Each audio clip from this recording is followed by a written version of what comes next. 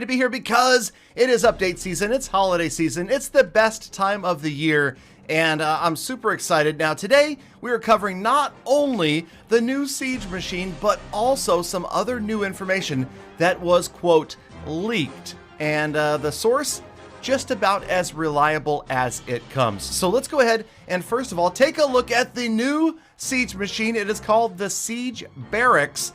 And many of you recognize it from that cryptic image that we saw in the sneak teaser video that Supercell put out a couple of weeks ago. It seemed like it was floating through the sky. Many people thought it was the Fortnite bus. Well, not even close. It is going to be a Siege Barracks. Now, what the heck is a Siege Barracks? Well, I'll tell you what it is. It's basically a lunar lander.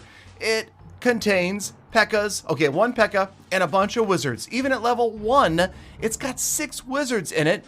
And these are in addition to the CC troops that you could normally stuff into a siege machine. So yes, it does seem to defy the law of physics to fit that many troops in that little building, but it happens, and we're going to run through the levels real quick. Remember, we are playing on the developer build, so these may not be the final numbers that you see when this goes live. And as you level up the Siege Barracks, it gets more hit points and it gets more wizards, but they are fixed, meaning you can't put anything else in there besides a P.E.K.K.A. and some wizards. So if you're doing an air attack, then this probably is not the best siege machine to run. Also, we're going to take a look at it in action, and I have some questions, okay? I mean, it looks cool, it's neat, it's different, it's unusual, but is it really that effective?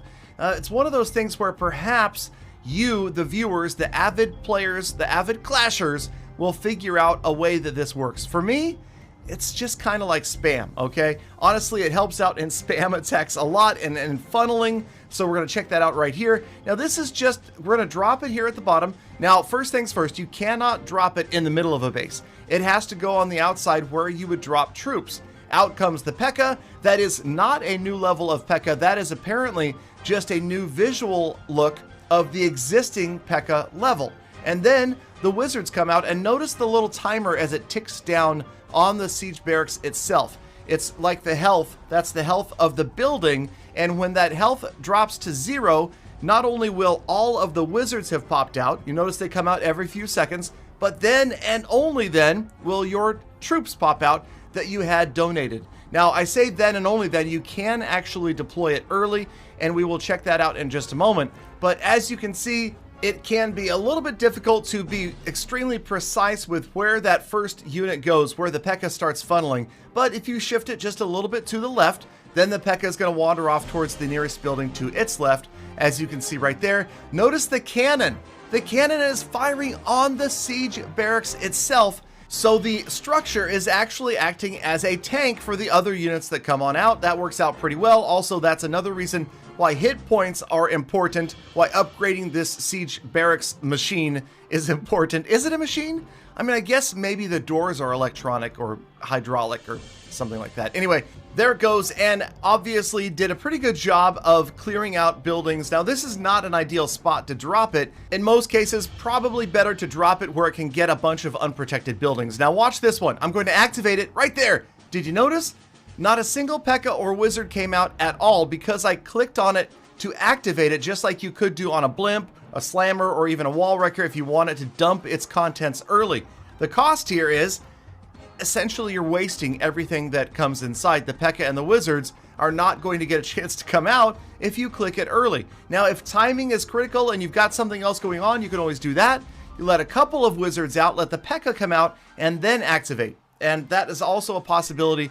So it does kind of provide depth in strategy through the different possibilities of usage, but at the same time, when I played it, I felt like really this lent strength to a spam style attack. If you could get the P.E.K.K.A. and the wizards to provide a little bit of funneling, and then whatever is left in there to join, say, a P.E.K.K.A. smash, a bunch of bowlers, and then suddenly you have an attack with over 300 housing space. And that just sounds OP, especially when it's a P.E.K.K.A. smash style attack. So I know what you're thinking. You're thinking, Galadon, this is right up your alley. This is a YOLO spam style siege machine. And really at this point, That's mostly where I see its usefulness, maybe a little bit better than using the wall wrecker to try to get some funneling done on a ground attack. And let's go ahead and try one. So here we've got a baby Town Hall 13. We're going to go ahead and use a P.E.K.K.A. Smash. This is the Ocho Quaco, which I will take credit for Ocho Quaco. And then, of course, other people improved on 8 Earthquake attacks. But, you know, okay. So you can see right here, the P.E.K.K.A. the Wizards, they're funneling the top corner at 9 o'clock. We dropped another P.E.K.K.A. and a couple of bowlers down at 6 o'clock. There's 4 Earthquakes. Here comes the spam. And what essentially ends up happening is the bowlers that are just about to pop out of the siege barracks at the top of your screen are going to continue around the outside of the base. And that really oftentimes is the strength of this attack. Having that 3-group army that moves through and takes everything out. You want to get, obviously, most of your units in through the core, but having a few units on the right and on the left is going to ensure the triple, and that is exactly what is going to happen here. A little bit of spell timing and placement. STAP goes a long ways as we get... Okay, well, I realize I wasn't ideal with the free spells there. Whatever, okay. But we did the job, and sure enough, it's going to work out. It's going to be close, but we will get the job done thanks to the bowlers at the top getting pretty far. They got about halfway to 12 o'clock. And at the bottom, you can see the Wishes did a pretty good job as well. Ultimately, it comes down to the strength of our heroes. And man, I just wish they were a little bit stronger. Just a little bit. I don't know. I feel like this attack was too close for comfort. Didn't really feel like I overpowered the base. But I'm going to go ahead and go out on a limb here and say that this is going to become the neglected ground siege machine. Just like the blimp is the neglected air siege machine, I feel like this is a very niche style siege, that you're going to see more usage of the ram of that wall wrecker instead of this, just like we see much more use of the stone slammer instead of the blimp. Well, I don't know. We'll just have to see. Obviously, it goes up to level 4. It can get pretty powerful. Does it need balancing immediately? Probably not, but we'll see what happens as time goes on. If players do come up with an ingenious way to use this thing, perhaps it's going to be amazing. And like I said, maybe for the spam-friendly armies, it's a good thing. I kind of definitely lean towards spam, and we'll see. We'll see if I can get it to work myself. This attack worked, but again, we're not looking at balanced bases, not maxed bases by any means. You guys have no doubt seen some other stuff. What do I mean by that? Well, let's go ahead, before we wrap up this episode, let's take a look at this video that Supercell / Clash of Clans just put out yesterday. Now, the #1 leaker in the history of Clash of Clans turns out to be none other than Supercell, because I don't know about you guys, but I see a lot of stuff here. I see an Expo I've never seen before. I see an Inferno Tower I've never seen before.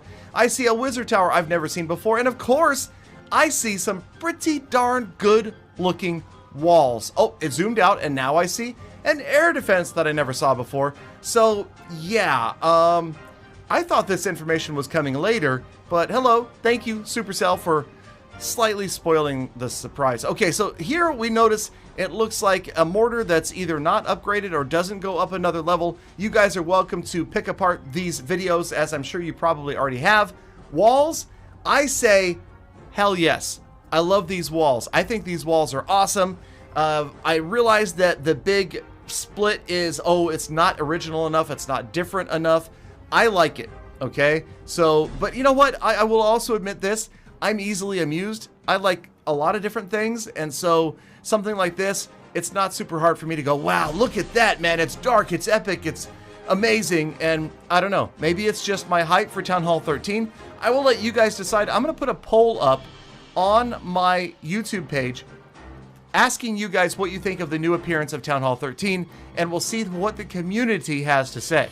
Now, you will notice I slowed this video down, this clip, and that's because we had to get the video to 10 minutes because I need to put an ad in there somewhere so that I can pay for the gems that I'm going to be spending to upgrade to Town Hall 13 max on the first day. You guys understand this by now.